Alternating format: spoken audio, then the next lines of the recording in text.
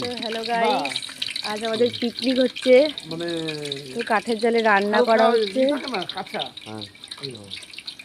মানে চারটি করার জন্য এটা বেতা মনিকা বাড়িতে মনে 5-6টা নিয়ে এসছে।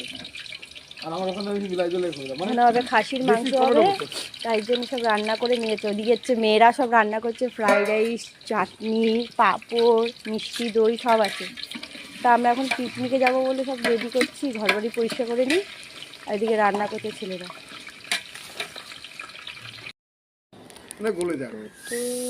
অনেক কাজ করছে। সকালবেলা 6টার সময় এসে অনেক কাজ করেছে।